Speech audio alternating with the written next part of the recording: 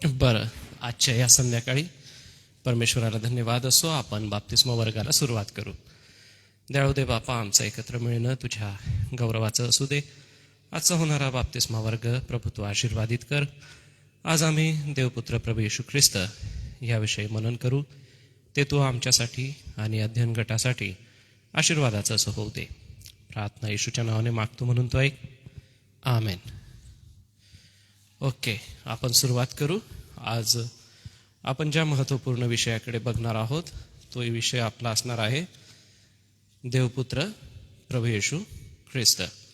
आता ह्याच्यामध्ये देवपुत्र प्रभू येशू ख्रिस्त हा जो महत्त्वाचा सिद्धांत किंवा एक महत्त्वाची गोष्ट आपण शिकणार आहोत, त्याच्यामध्ये एक प्रश्न नेहमी येतो, तो म्हणजे देवाला पुत्र कसं काय, नाही का? म्हणजे बघा, मुलगा कोणाला होतो? आई वडील असतील तर मुलगा होतो, नाही का? मग हाच प्रश्न आमचे जे इस्लामिक भाऊ बहीण आहेत ते नेहमी विचारतात की देवाला मुलगा कसं काय होऊ शकेल, देवाला पुत्र कसं काय होऊ शकेल? तर त्याचं उत्तर एकदम सोपं आहे. ते सोपं उत्तर ह्याच्यासाठी आहे की जसं आपण आपल्या आईवडिलांवरती प्रेम करतो किंवा आईवडील आपल्या मुलांवरती प्रेम करतात. फॉर एक्झाम्पल, आपल्या मुलांचा जन्मदिवस असला की आईवडील त्यांच्यासाठी काहीतरी गिफ्ट देतात, किंवा आपल्या लेकरांचं लग्न असेल तर आईवडील काय करतात, त्यांच्यासाठी एक सहचारिणी चांगल्यातली शोधतात किंवा सहचार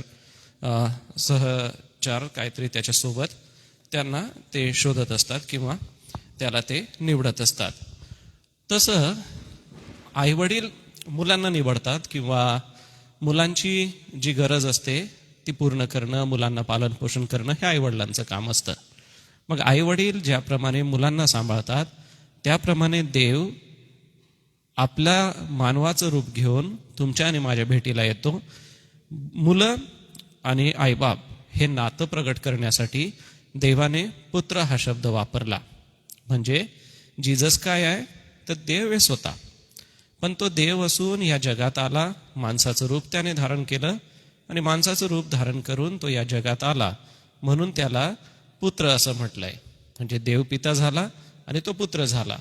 मग मुलावर आपण कसं प्रेम करतो की मुलाला आपण मदत करतो, मुलाला मार्गदर्शन करतो. म्हणून येशू ख्रिस्ताने अनेक वेळेला परमेश्वराचं मार्गदर्शन घेतलं. फॉर एक्झाम्पल, त्याने 40 दिवस रात्र उपास केला आणि मग त्याने आपली सेवा सुरू केली.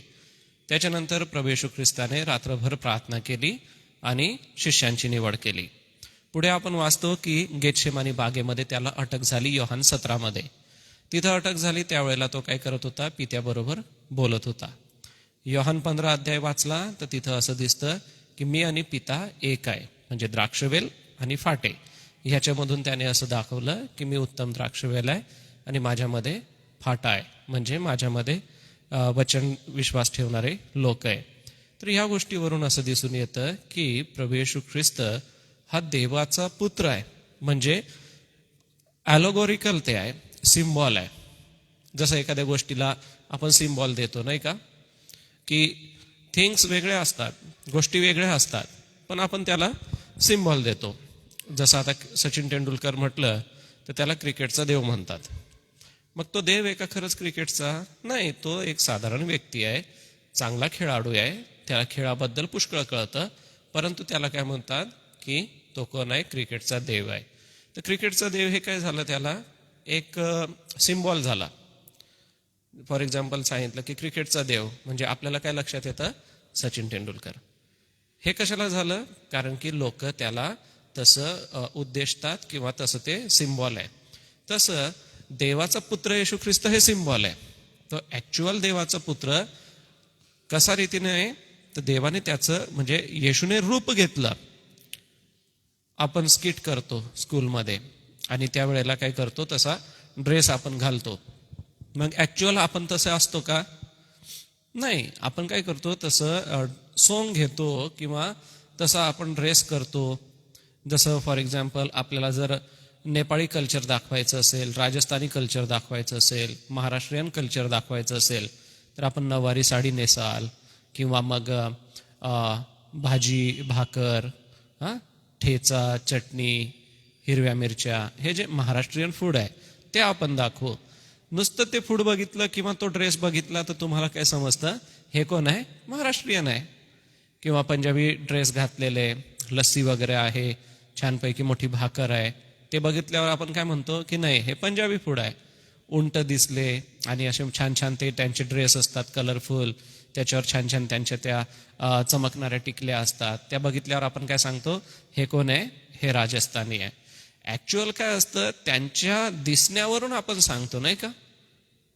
पण समजा एक मराठी व्यक्ती आहे आणि त्याने साऊथ इंडियन ड्रेस घातला तर आपण काय सांगू, हा साऊथ इंडियन आहे, म्हणजे बाहेरून दिसतं त्याच्यावरून आपण सांगू ना. तर तसं येशू ख्रिस्त देवाचा पुत्र म्हणजे काय, तो दिसतोय म्हणून तो आहे. तर त्याच्यामध्ये 2-3 गोष्टी ते फक्त लिहून घे बेटा. आजचा सब्जेक्ट लिहून दे, God the sun Jesus Christ. Subject आपला God the sun Jesus Christ. आता क्वेश्चन त्याच्यामध्ये असा कर, what is the meaning of the name of Lord Jesus Christ. What is the meaning of the name Lord Jesus Christ. त्याचा answer आहे, answer पण लिहून घे. The meaning of the name Jesus Christ is, the meaning of the name Jesus Christ is the Lord of all, the Lord of all, Savior and the anointed of God, the anointed of God. आता थोडंसं समजून घेऊ. तर Jesus हे जे नाव आहे तर ते वाचताना जेजूस या शब्दातून आलेला आहे. आणि जीसस म्हणजे कोण आहे, तो लॉर्ड आहे, तो सेवियर आहे आणि तो काय, अभिषिक्त म्हणजे अनॉइंटेड आहे. म्हणजे जीसस या नावाचा अर्थ काय आहे, lord of all, saviour and the anointed of God. देवाने ज्याला अभिषेक केला तो अभिषेक झालेला व्यक्ती कोण आहे, जीसस आहे. तो कोण आहे, सर्वांचा लॉर्ड आहे आणि तो सेवियर आहे. सेवियर म्हणजे सोडवणारा. फॉर एक्झाम्पल, कोणी रस्त्यामध्ये खड्ड्यात पडलंय किंवा नदीमध्ये कोणीतरी वाहून जात आहे आणि तुम्ही नदीच्या किनारी जाते, तुम्हाला स्विमिंग येते, तर तुम्ही काय कराल, पटकन नदीमध्ये उडी मारून जो बुडत आहे त्याला बाहेर काढाल. मग तुम्ही कोण झाले, सेवियर झाले, त्या व्यक्तीला सेव्ह करणारे, त्या व्यक्तीला वाचवणारे. तसं ह्या जगामध्ये तुम्ही आणि मी वाहून जात होतो आणि या जगातून तुम्हाला आणि मला ज्याने बाहेर काढलं तो म्हणजे आपला जीसस क्राइस्ट, आपला सेवियर आहे. मग प्रश्न जर असा आला, what is the meaning of the name of Jesus Christ, तर तुम्ही काय लिहायचंय, 3 शब्द लक्षात ठेवायचे, lord of all, saviour and anointed of God. ज्याला देवाने अनॉइंट केलं. अनॉइंट म्हणजे काय, तर अभिषेक करणे. अभिषेक म्हणजे ओल्ड टेस्टामेंटमध्ये काय असायचं, एखादा पर्सन असायचा, त्याला जर आपण निवडलं, त्याला जर आपण चूज केलं तर त्या अनॉइंटेड पर्सनच्या डोक्यावरती तेल टाकलं जायचं, त्याच्यासाठी प्रेयर केली जायची. त्याच्यावरून काय लक्षात यायचं की हा कोण आहे, हा पर्सन अनॉइंटेड पर्सन आहे किंवा देवाने त्याला काय केलंय, निवडलेलं आहे. फॉर एक्झाम्पल, आपल्या स्कूलमध्ये जर समजा क्रिकेटची मॅच असेल तर 60च्या 60 मुलांना निवडत नाही, 11च निवडावे लागतात. मग त्या 11 निवडत असताना काय करतात, त्या 60 मध्ये सगळ्यांना खेळायला लावतात. जो चांगला खेळतो त्याला बाजूला काढतात आणि ज्याला बाजूला काढतात त्याला काय करतात, त्या खेळासाठी नेमलं जातं. तसं जीससला देवाने काय केलं, निवडलं आणि जीससने काय केलं, तुम्हाला आणि मला सेव्ह केलं. दुसरा क्वेश्चन त्याच्यामध्ये घ्या, what did Lord Jesus do, किंवा what did Lord Jesus do in this world असंही सांगता येईल. तर येशू ख्रिस्त या जगात काय करतो, तो सॅक्रिफाईस करतो आणि तुम्हाला आणि मला सिन पासून सोडवतो. He sacrifice and forgive to sins. He sacrifice and forgive the sins, हे त्याचं आन्सर झालं. मग येशू ख्रिस्त या जगात काय करतो, क्षमा करतो. जीसस या जगामध्ये ज्या काळामध्ये होते त्या काळामध्ये पुष्कळ लोक येशूकडे आले. येशूवर त्यांनी विश्वास ठेवला आणि येशूवर विश्वास ठेवून त्यांनी आपलं तारण मिळवून घेतलं किंवा येशूवरती त्यांनी भरोसा ठेवला. सिन ही अशी गोष्ट आहे की जी सगळ्याच्या मनामध्ये राहते. फॉर एक्झाम्पल, वाईट बोलायला कोणाला शिकवावं लागत नाही किंवा आपल्या मनामध्ये अचानक अशा काही गोष्टी येतात की अरे मी हे करायला पाहिजे. फॉर एक्झाम्पल, आपल्या फ्रेंड्स जर कुठे जात असतील तर आपल्याला अचानक वाटतं ना मी पण त्यांच्या संगती जायला पाहिजे. फॉर एक्झाम्पल, आता लहान लहान लेकरं सायकल चालवत आहेत, तर एकाने सायकल काढली तर सगळ्या लेकरांना काय वाटतं मी पण सायकल चालवायला पाहिजे. जर समजा एकाने क्रिकेट खेळायला सुरुवात केली तर बाकीच्यांना काय वाटतं मी क्रिकेट खेळायला पाहिजे. एकाने पतंग उडवायला सुरुवात केली तर सगळे लेकरं काय करतात, पतंग उडवायला सुरुवात करतात. तर ह्याच्यामधून काय दिसून येतं की एका व्यक्तीला जे आवडतं ते दुसऱ्यालाही आवडतं. तसं सीन जे आहे ते शिकवावं लागत नाही, ते ऑटोमॅटिक आपल्या स्वभावात येतं, ऑटोमॅटिक आपल्यामध्ये येतं आणि या सीनमधून आपल्याला जीसस बाहेर काढतो. आता तिसरा क्वेश्चन त्याच्यामध्ये घेऊन घ्या. What is the condition to enter the kingdom of God? What is the condition to enter the kingdom of God? त्याचं आन्सर असं लिहून घ्या. The condition to enter the kingdom of God is, the condition to enter the kingdom of God is to repentance for sin, to repentance for the sin, and compassion of Christ Jesus as the Savior by faith, and confession of Christ Jesus as the Savior by faith.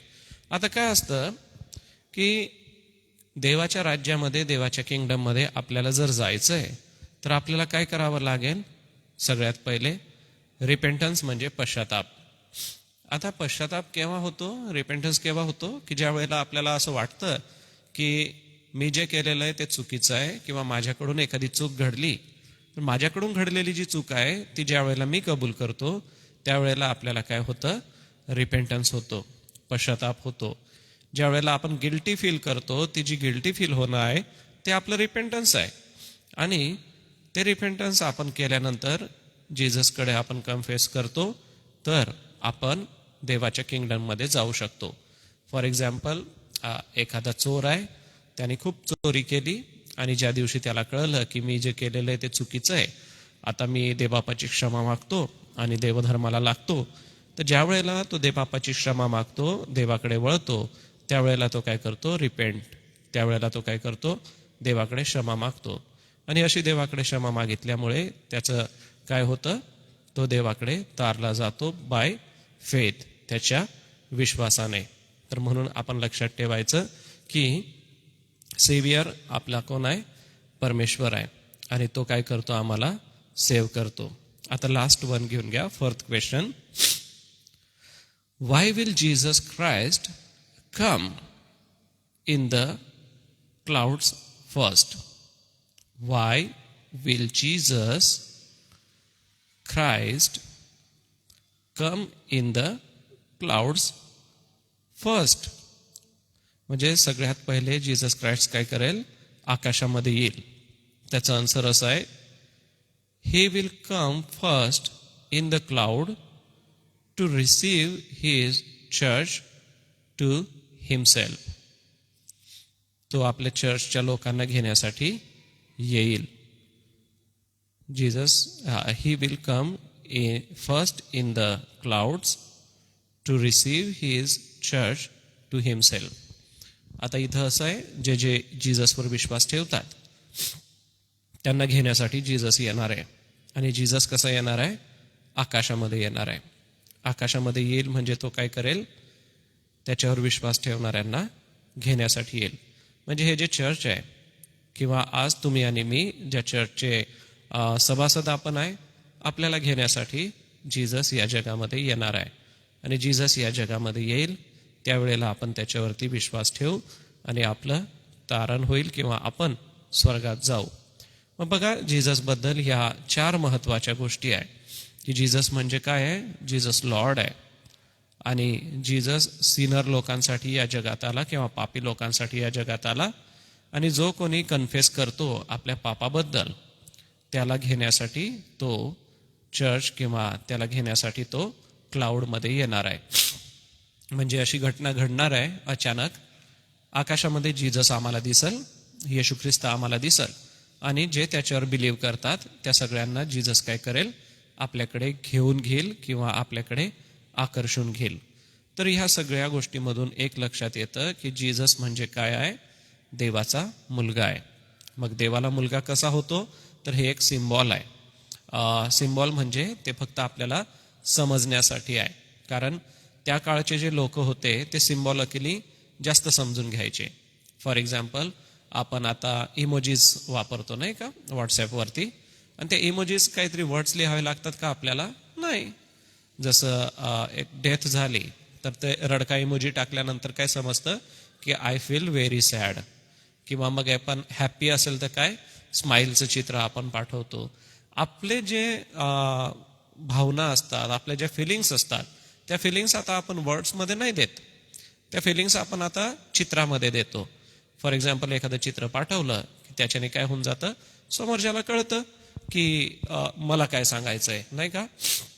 एखादी गोष्ट आपल्याला आवडली तर आपण काय करतो, thumb देतो. Thumb देतो म्हणजे काय करतो आपण की हा मला हे आवडलं and I am agree with this all things, म्हणजे जे वर लिहिलेलं असतं त्याच्याबद्दल. तर ह्या महत्त्वाच्या गोष्टी आपल्याला त्याच्यातून शिकायला मिळतात.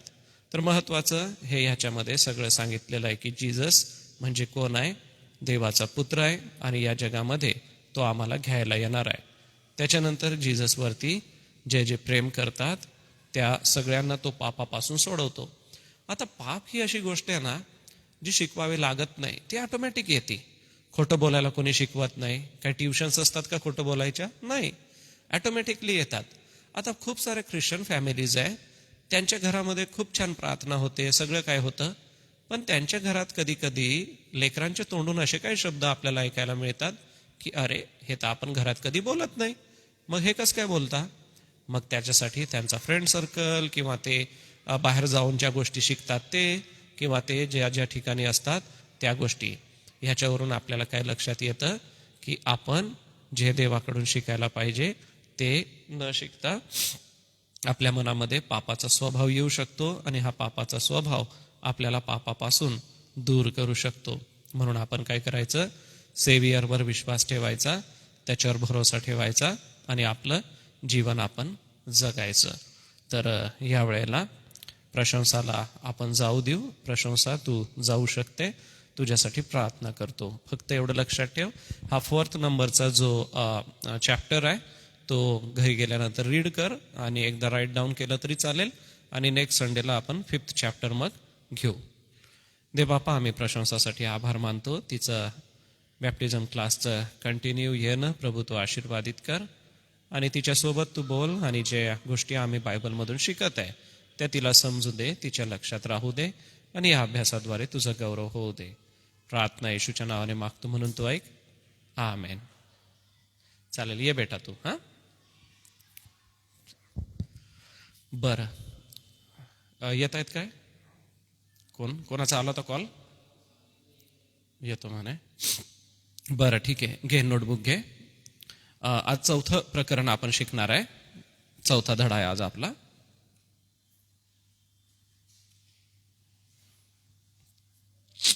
आपला 4था धडा आहे देवपुत्र येशू ख्रिस्त. देवपुत्र येशू ख्रिस्त. देवपुत्र येशू ख्रिस्त. बरं, मुलगा कोणाला होतो किंवा आपण कोणाला सांगतो मुलगा, आई वडील असेल त्यांना मुलगा होतो ना. मग आता येशू कोण आहे, देवपुत्र आहे. मग येशूचे आई वडील कोण. ऍक्च्युली तिथं एक सिद्धांत आहे, सिद्धांत किंवा एक थिओलॉजी आहे. ती म्हणजे देवाचा पुत्र येशू ख्रिस्त कसं काय होईल. कारण जर पुत्र म्हणजे आई आणि बाप पाहिजे ना, मगच मुलगा होईल ना. आई आणि बाप नसले तर मुलगा कसं काय. तर तिथं जे म्हटलेलं आहे की देवपुत्र येशू ख्रिस्त, याचा अर्थ काय? तो एक सिम्बॉल आहे. सिम्बॉल म्हणजे माहिती का? आता आपण व्हॉट्सॲप वापरतो. व्हॉट्सॲपमध्ये आता काल समजा डेथ झाली आपल्याकडे, तर मग आपण RIP लिहितो, रेस्ट इन पीस, आणि त्याच्या खाली रडायचं चित्र टाकून देतो, नाही का? 2 अश्रू वाहणारा एक इमोजी टाकतो, किंवा आपण काय करतो, फुलं ठेवतो. मग तिथं पूर्ण वाक्य लिहितो का की मी तुमच्या दुःखामध्ये सहभागी आहे, मला खूप वाईट वाटलं, असं लिहितो का आपण? फक्त नुसतं RIP लिहून दिलं तर मग समोरच्याला काय समजतं की ह्यांना दुःख झालेलं आहे, हे पण आमच्या दुःखामध्ये सहभागी आहे, नाही का? दुसरं उदाहरण समजू की कोणीतरी क्रिकेटची बॅट घेतली, चांगली बॅट आहे, MRFची आहे, आणि ती बॅट घेतली आणि तिचा फोटो टाकला. तर फोटो बघितल्यानंतर आपण काय करतो, थंब देतो, नाही का? थंब दिल्यानंतर काय समोरच्याला समजतं की ह्याला आवडलंय. किंवा मग आपण असं देतो, नाही का, छान सुंदर. मग बघितल्यानंतर समोरच्याला लिहायची गरज पडते का आपल्याला? नाही पडत ना. म्हणजे समोरचा बघूनच काय सांगतो की ह्याला आवडलंय, लगेचच लक्षात येतं. किंवा फॉर एक्झाम्पल तू पिझ्झा बनवला समजा, आणि त्या पिझ्झाचा फोटो तू मला टाकला, मला तो आवडला, तर मी काय करेल, नाईस किंवा असं काहीतरी चित्र पाठवेल, नाही का तुला? मग ते शब्द न बोलता जे चिन्ह दिसतं ना, त्याच्यावरूनच तुला काय समजतं की तुला आवडलंय ते, किंवा मला आवडलंय ते. कशाला समजतं? वर्ड्स तर तू काय बोलला नाही, शब्द तू काहीच नाही सांगितले. मग मी शब्द पण नाही सांगितले, काहीच नाही सांगितलं, तरी ऑटोमॅटिक कसं काय समजलं? तर त्याला म्हणतात सिम्बॉल, नाही का? आता आपल्याकडे इथं रोड आहे, सर्कल आहे, त्या सर्कलमध्ये आपण सिग्नल लावलेलं आहे. मग ते सिग्नल काय करतात, 60-60 सेकंदाला चेंज होतात. त्या सिग्नलमध्ये बाण दाखवलेलं आहे ना, लेफ्ट राईट, मग रेड झाला की स्टॉप व्हायचं. तिथं लिहिलेलं राहतं का, रेड लाईट आला की तुम्ही स्टॉप व्हायचं, ग्रीन लाईट राईटला गेला की तुम्ही राईट साईडला वळायचं, असं लिहिलेलं राहतं का? नाही लिहिलेलं राहत, फक्त ॲरो दाखवलेला राहतो ना. मग तो ॲरो बघून तुम्हाला काय वाटतं की अरे इकडं वळायला पाहिजे. गुगल मॅप तुम्ही लावतात, गुगल मॅप लावल्यानंतर ॲरो आपल्याला डायरेक्शन करतो ना. म्हणजे काय की ते जे सिम्बॉल असतात, ते सिम्बॉल तुम्हाला दाखवतात की हा कोण आहे, अमुक अमुक आहे. तसं जीसस काय आहे माहिती का, देव आहे. पण देवाचा पुत्र म्हणजे जसं एक बाप आपल्या मुलावर प्रेम करतो, किंवा एका मुलाला आपल्या बापाबद्दल जसं प्रेम आहे, तसं देवाचं येशूवर प्रेम आहे. आणि येशूने या जगात येऊन तुमच्यासाठी ते प्रेम दाखवलंय. ह्याला म्हणतात God the sun Jesus Christ. म्हणजे जीसस क्राइस्ट देवाचा मुलगा कसं काय आहे, तर ते एक सिम्बॉल म्हणून आहे. ऍक्च्युअल त्याचा मिनिंग तो नाही आहे.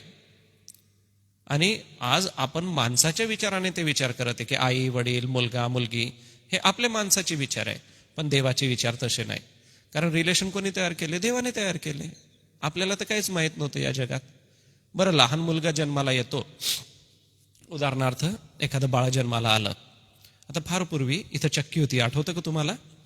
त्या चक्कीकडे सकाळी 5-5:30 कोणीतरी एक छोटंसं बाळ ठेवून निघून गेलं. कापड होतं छानपैकी, आणि त्या कापडामध्ये त्या छोट्याशा बाळाला ठेवून निघून गेलं. मग 6 वाजल्यानंतर रडायचा आवाज यायला लागला. मग सगळे इकडून तिकडून गोळा झाले, लोक बघायला लागले. मग आम्ही इकडंच राहायचो, बघितलं त्याला. मग करायचं काय? मग शेवटी पोलीस स्टेशनला जाऊन ते आम्ही दिलं. मग पोलीस स्टेशनने ते अनाथाश्रममध्ये देऊन टाकलं. मग मला सांगा, ते बाळ लहान आहे, त्या बाळाला थोडं म्हणजे 1 वर्षाचं झालं, 2 वर्षाचं झालं, जेव्हा त्याला समजायला लागलं, तर त्याला कसं काय समजेल माझे आई वडील कोण आहे? नाही समजणार ना. किंवा मला दवाखान्यात कोणी आणलं, किंवा मला पोलीस स्टेशनला कोणी दिलं, त्याला समजेल का?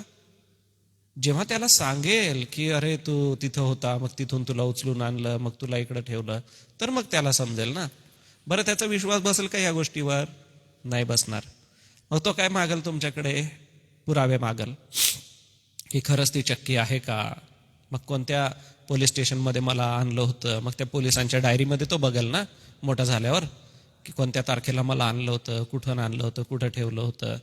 ह्याच्यावरून काय होतं, त्याला ते समजेल ना खरी गोष्ट काय आहे ती. मग हेच महत्वाचं आहे की जोपर्यंत आपल्याला जीसस बद्दल समजत नाही, तोपर्यंत शिकवायचं काम कोणाचं होतं? गॉड द फादर, म्हणजे देवाचं होतं. आणि देवाने काय केलं? आपल्याला ते शिकवलं. बरं, आता लेसन नंबर 4 लिहा. संदेशने ऑलरेडी लिहिलेलं आहे लेसन नंबर 4. आणि बाळांनो, पुढच्या 5ला शार्प या हा, कारण आपण 1 तास इथं बसतो. कारण मी 5ला 5 मिनिटं बाकी असताना इथे आलेलो आहे. आणि तुमचं काही काम असेल तर मला सांगून देत जा, कारण आज प्रशंसाचं काम होतं. ती 5 ते 5:30 बसली आणि ती गेली. तसं तुमचं काम असलं तर मला सांगून द्यायचं, म्हणजे मग आपण ह्या 1 आवरमध्ये मी इथंच राहील 5 ते 6. पण रिक्वेस्ट एवढीच आहे की 5 ते 6 तुम्ही येऊनच जा. आणि काही काम निघालंच, इमर्जन्सी, हॉस्पिटलला जावं लागलं किंवा क्लास उशिरा सुटला, तर तसं एक टेक्स्ट मेसेज करून द्या की आज मला जमणार नाही किंवा आज मी ऑनलाईन बघून घेईल असं.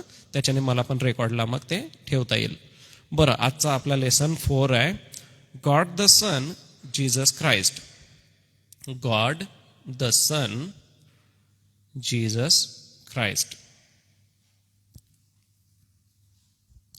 God the sun Jesus Christ. बरं, नवीनच बाईकडनं हॅपी आज आज रफ याच्यामध्ये लिहून घे. उद्या मग ती एक नवीन नोटबुक करून घे. कारण पहिल्याचे 3 लेसन ना योहानचं बघून मग तू कॉपी डाऊन करून घेशील नंतर. आता God the sun Jesus Christ. Son कोणाला असतो? म्हणजे मदर आणि फादर असेल तर मग सन असतो ना. मम्मी पप्पा असेल तर मग मुलगा, नाही का? आणि मम्मी पप्पा नसेल तर अशा मुलाला पॅरेंट्स असतात, सांभाळणारे असतात. मी आताच एक इंटरेस्टिंग स्टोरी ह्यांना सांगत होतो. हॅपी आणि यश. इंटरेस्टिंग स्टोरी अशी आहे की इथं आपल्याकडे चक्की होती पहिले. त्या चक्कीकडे कोणीतरी सकाळी 5 वाजता एक छोटंसं बाळ ठेवून निघून गेलं. बाळ ठेवून निघून गेलं तर ते बाळ रडायला लागलं. मग आजूबाजूच्यांना आवाज आला की अरे एवढ्या अंधारात कोणाचं बाळ रडत आहे. इकडं शोधलं, तिकडं शोधलं आणि मग समजलं की चक्कीकडं कोणाचं तरी एक बाळ आहे. तिथं गेले, सगळ्यांनी बघितलं तर एका कापडामध्ये छोटंसं बाळ ठेवलेलं होतं. मग पोलिसांना बोलवलं आणि पोलिसांना ते बाळ देऊन दिलं. मग पोलीस स्टेशनला ते नेलं, त्याची एंट्री केली आणि त्या बाळाला मग अनाथ आश्रममध्ये म्हणजे ऑर्फनेजला पाठवून दिलं. मग आता ते बाळ मोठं झालं असेल. मग ते बाळ मोठं झाल्यानंतर त्याला माहिती का त्याचे मम्मी पप्पा कोण आहे? नाही. बरं, मग त्याला त्याचे पॅरेंट्स माहिती नाही, मग त्याला कोणी सांभाळलं हे पण त्याला पण माहीत राहणार का? नाही. पण मग मोठा झाल्यानंतर तो शोध घेईल ना की मग मला कोणी तिथं ठेवलं होतं. जरा समजा मला कोणी ठेवलं हे माहीत नाही त्या बाळाला, पण तो मोठा झाल्यानंतर पोलीस स्टेशनला जाऊन बघू शकतो ना की कोणी एंट्री केली होती. मग ऑर्फनेजला लिहितात ते की कोणत्या तारखेला आणलं आणि ते बाळ कोण होतं. मग त्याला समजेल ना ते की जेव्हा त्याला बुद्धी येईल, जेव्हा त्याला ज्ञान येईल. तसं जीसस ह्या जगामध्ये आला. तो ह्या जगात आल्यानंतर त्याला गॉड द फादर म्हणजे आपला जहोवा परमेश्वर जो आहे, जहोवा जो आपला लॉर्ड आहे, त्याने या जगात पाठवलं. आणि आपल्याला मदर आणि फादर हे चांगलं समजतं. म्हणून इथं काय सांगितलंय जीससला? Jesus is my son. असं कोण सांगतो? देवबाप. म्हणजे जीसस ऍक्च्युअल मुलगा नाही आहे. जीसस कोण आहे? खुद्द देव आहे. म्हणजे तो खरंच लॉर्ड आहे. पण तो लॉर्ड असताना पण तुम्हाला आणि मला समजायला मदर आणि फादर हा सिम्बॉल वापरलाय. हे सिम्बॉलिक आहे. म्हणजे आता तुमचे जर मुस्लिम मित्र असेल ते मुस्लिम मित्र तुम्हाला नेहमी विचारतील की खुदा का बेटा जीसस कैसे क्या हो सकता है, क्योंकि खुदा की तो शादी नहीं हुई, तो खुदा का बेटा कैसे हो सकता है. आम्हाला पण असे प्रश्न विचारायचे. मग खुदा का बेटा जीसस क्राइस्ट कैसे क्या? तर तो एक सिम्बॉल आहे बाळांनो. ऍक्च्युअल मुलगा नाही आहे, ऍक्च्युअल ते मिनिंग आहे. फॉर एक्झाम्पल, आपण इकडं सर्कलला जातो, तिथं काय आहे?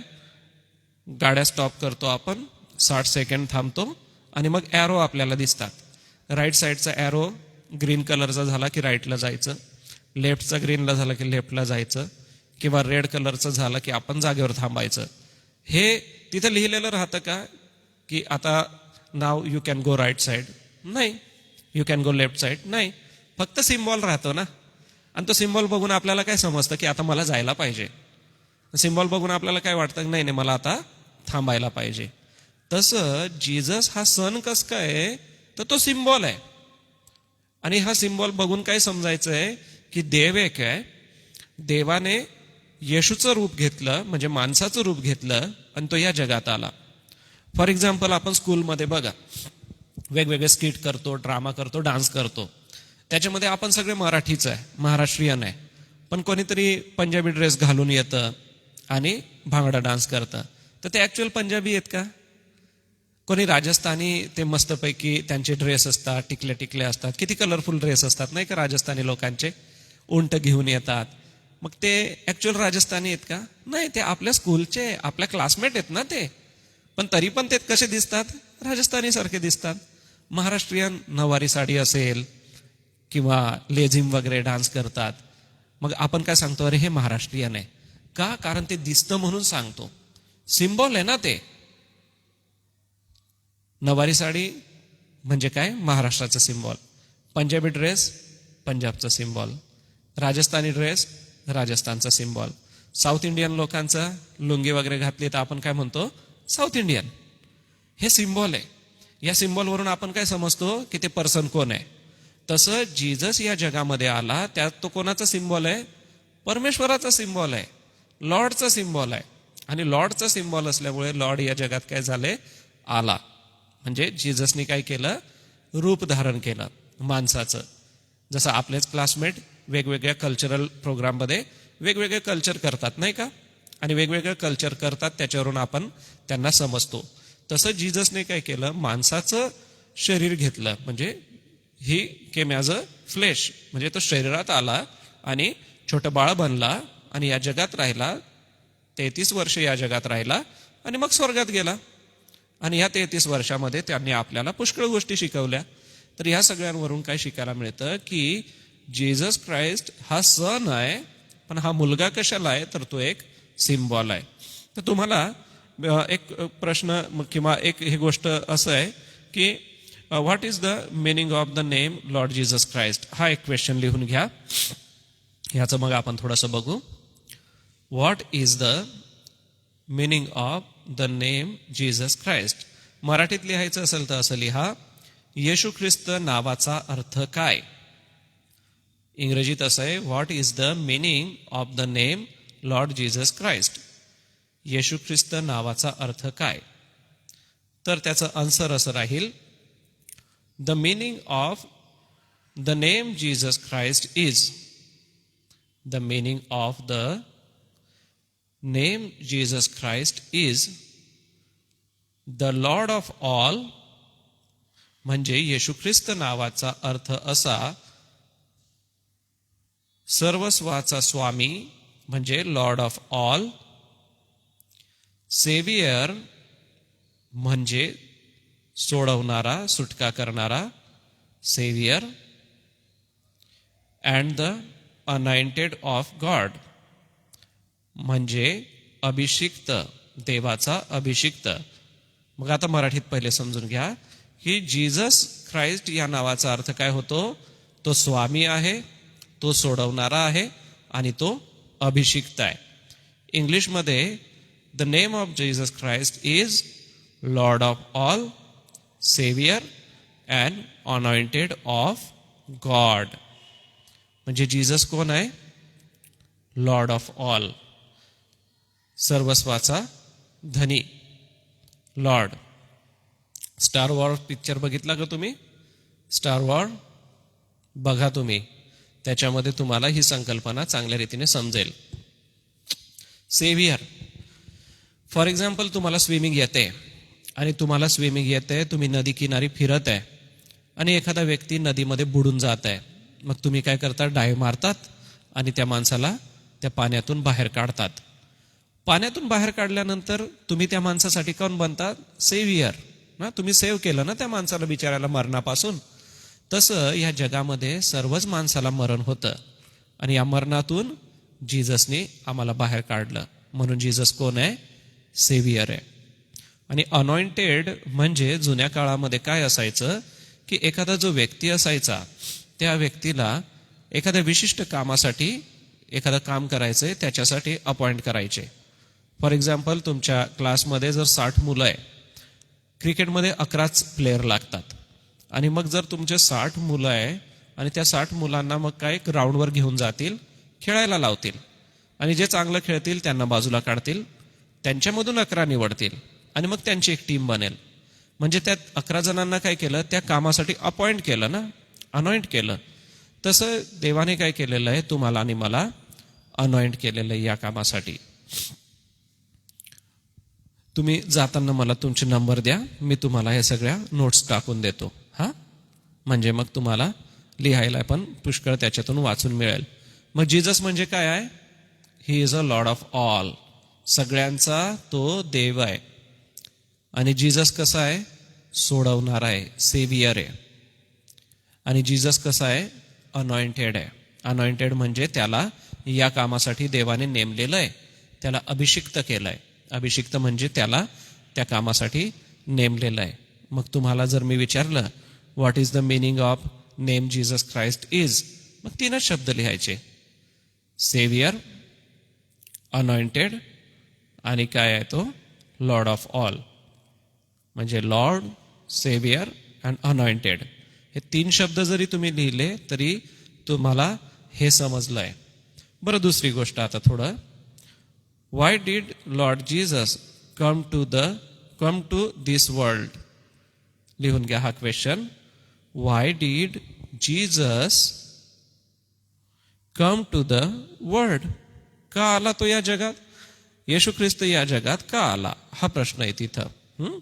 येशू ख्रिस्त या जगात का आला?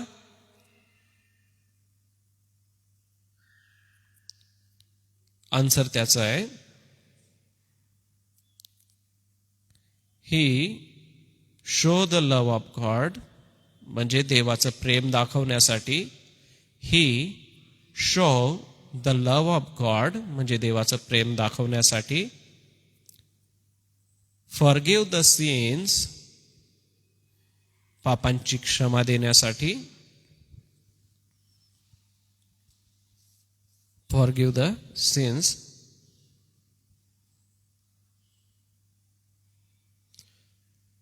Bye his self sacrifice. By he is self sacrifice म्हणजे त्याच्या स्वतःच्या, सॅक्रिफाइस म्हणजे काय? सोडून देणं. सॅक्रिफाइस म्हणजे स्वतःला सोडून देणं किंवा त्याग करणं. त्याने त्याग केला. मग जीसस या जगात कशाला आला? देवाचं प्रेम दाखवण्यासाठी. मराठीमध्ये येशू या जगात का आला? देवाचं प्रेम दाखवण्यासाठी, पापांची क्षमा देण्यासाठी. लिहा, पापांची क्षमा देण्यासाठी आणि स्वतःचं बलिदान देण्यासाठी.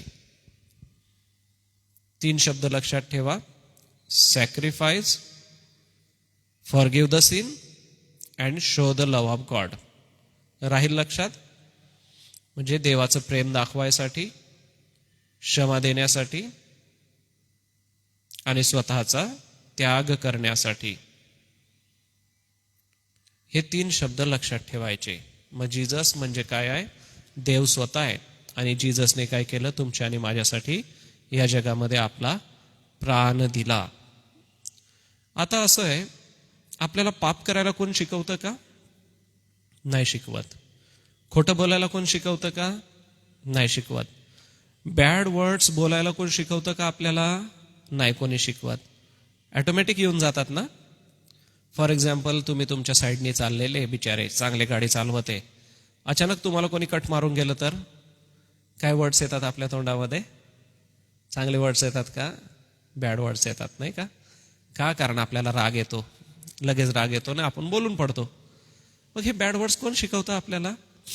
ते इनडायरेक्टली आपल्याला आतून येऊन जातात.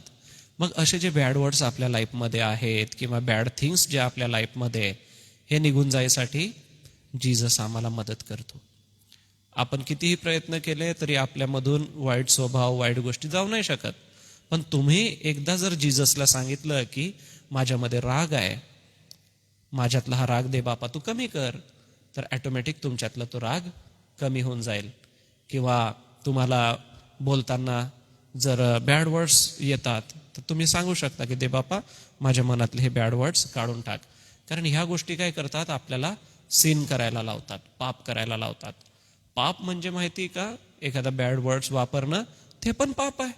जर तुम्ही मॅथ्यू चॅप्टर 5 वाचाल तर तुम्हाला ते लक्षात येईल चॅप्टर 5 मध्ये की आम्ही आमचे वर्ड्स पण चांगले वापरायला पाहिजे. कारण बघा, तुम्ही कोणाला मारामारी करून आले ना, त्या भांडणं मिटून जातील. पण तुम्ही एखाद्याला बॅड वर्ड्स बोलून आले तर ते त्याच्या मनात राहून जातील, ते कधी निघत नाही. आणि ते बॅड वर्ड्स काय करतात, आपल्याला ना पर्सनली एकमेकांसंगती मग फार ते चुकीच्या गोष्टी होतात. म्हणून काय करायचं, आपल्यातलं जे पाप आहे ते काढायसाठी येशू या जगात आला. येशू या जगात आला ते देवाचं प्रेम दाखवण्यासाठी. देवाचं प्रेम म्हणजे काय, की देवाने या जगावर प्रेम केलं, जगातल्या प्रत्येक पर्सनवरती देवाने प्रेम केलं.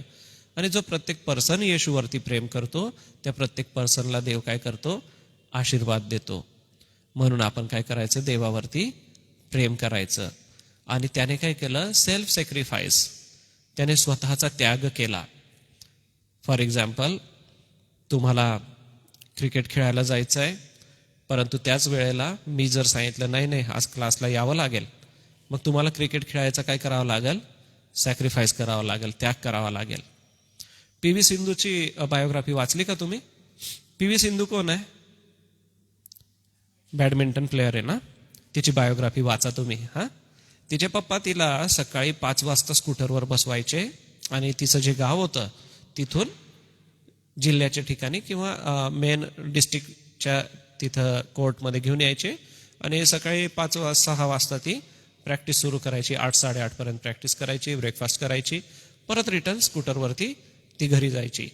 मग तिने सकाळी झोपेचं सॅक्रिफाईस केलं ना, तिच्या पप्पांनी सॅक्रिफाईस केलं ना, मग आज ती गोल्ड मेडल मिळवू शकली. त्याच्या मागे काय आहे, तिचं मागे सॅक्रिफाईस केलं तिने, तिचा टाइम सॅक्रिफाईस केला, झोपणं सॅक्रिफाईस केलं. सकाळी किती छान झोप लागते, पण तिने ती सोडली.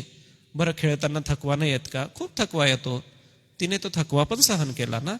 तिला किती त्रास होत असेल तो तिने सहन केला. तेव्हा कुठं गोल्ड मेडल मिळतं. तसं जीजसने तुम्हाला आणि मला हे जे पाप आहे ह्या पापापासून सोडवायसाठी स्वतः सॅक्रिफाईस केलं. आणि सॅक्रिफाईस केलं, क्रॉसवरती त्याला मरावं लागलं, क्रूसवरती त्याला मरावं लागलं. म्हणजे काय केलं, जीजसवरती तुम्ही विश्वास ठेवता, जीजसला तुम्ही तुमचं लॉर्ड म्हणतात, तर तुमच्या सिन्सची, तुमच्या पापांची तुम्हाला क्षमा होते. जीजसने काय केलं, देवाचं प्रेम दाखवलं. आणि ते कसं, स्वतः सॅक्रिफाईस करून. तुम्हाला काहीतरी सॅक्रिफाईस करावं लागतं लाईफमध्ये आणि सॅक्रिफाईस केल्यावरतीच मग तुम्हाला मिळतं. फॉर एक्झाम्पल, स्कूलमध्ये आपल्याला मार्क पेपरमध्ये कमी मिळाले. का कमी मिळाले? कारण आपण त्या सब्जेक्टचा स्टडी केला नाही किंवा तो सब्जेक्ट आपण चांगला अभ्यास केला नाही. मग त्याचा परिणाम काय होतो, स्कूलच्या पेपर एक्झाममध्ये आम्हाला कमी मार्क मिळतात. तर ह्याच्यावरून आम्हाला काय दिसतं, हा क्लास संपल्यावर भेटतो ना, अजून 10 मिनिटं, 10 मिनिटाने,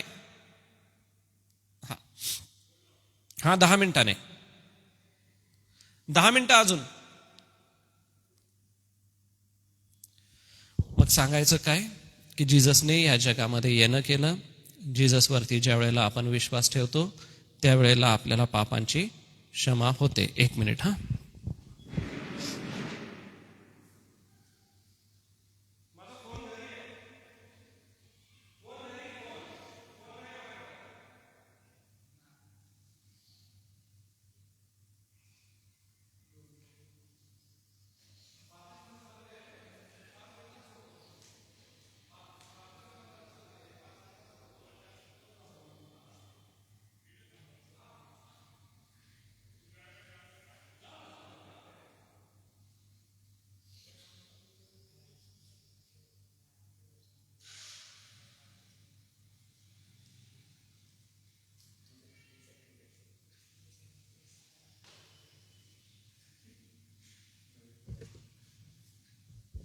बरं, जे ऑनलाईन बघत आहे क्षमा करा, मध्ये डिस्टर्ब झालं. ॲक्च्युली अजून एक पुढं मीटिंग आहे 6 वाजता, तिकडं जायचं असल्या कारणाने आम्ही बॅप्टिझम वर्ग या ठिकाणी थांबवत आहोत. तर ह्याबद्दल तुम्हाला काही नोट्स हव्या असतील तर त्या नोट्स तुम्ही मला संपर्क करा, आपणाला मी बॅप्टिझमच्या नोट्स देईन. आणि जे विद्यार्थी आमच्याकडे बॅप्टिझमसाठी आलेले आहेत त्यांना आम्ही त्या नोट्स दिलेल्या आहे आणि जे नवीन विद्यार्थी त्यांना आम्ही ग्रुपला ॲड करू आणि त्यांना ते सगळे नंबर्स आम्ही देऊ. सांगायचं तात्पर्य आहे की आज आपण God the sun Jesus Christ हा महत्त्वाचा सिद्धांत शिकलो. जीसस म्हणजे कोण आहे? तर जीसस हा सर्वस्वाचा स्वामी आहे, जीसस सेवियर आहे आणि जीससला अनॉइंट केलेलं आहे अभिषिक्त म्हणून. सोबतच जीसस या जगात कशाला आले? तर जीससने आपलं प्रेम म्हणजे देवाचं प्रेम दाखवलं. जीससने तुम्हाला आणि मला पापांची क्षमा केली आणि जीसस स्वतः तुमच्या आणि माझ्यासाठी त्याने सॅक्रिफाईस केलं, तुमच्या आणि माझ्यासाठी त्याने त्याग केला. या 5-6 गोष्टी आपण आपल्या मनामध्ये ठेवा आणि या वचनानुसार जीवन जगायला देवबाप तुम्हाला शक्ती देव. जे ऑनलाईन बघत आहे त्यांच्यासाठी आम्ही आता हे थांबवतो आणि जे लेकरं या ठिकाणी आहेत त्यांचे मोबाईल नंबर आम्ही घेतो, त्यांच्या जन्मतारखा घेतो ह्याच्यासाठी की आपल्याला बॅप्टिझम करताना ते सगळं बघावं लागेल. प्रार्थना करू. देवबापा आम्ही आभार मानतो, आमचं एकत्र मिळणं तू आशीर्वादित केलं. आज आम्ही अभ्यासामध्ये थोडासा वेळ घालवला, हा आमच्यासाठी आशीर्वादित कर आणि त्याद्वारे तुझं गौरव होऊ दे. ऑनलाईन आमचे प्रियजन बघत आहे त्यांचं हे अध्ययन आशीर्वादित कर, त्यांच्या अंतःकरणाशी तू बोल. ही प्रार्थना प्रभू येशूच्या नावाने केली म्हणून तू ऐक. आमेन.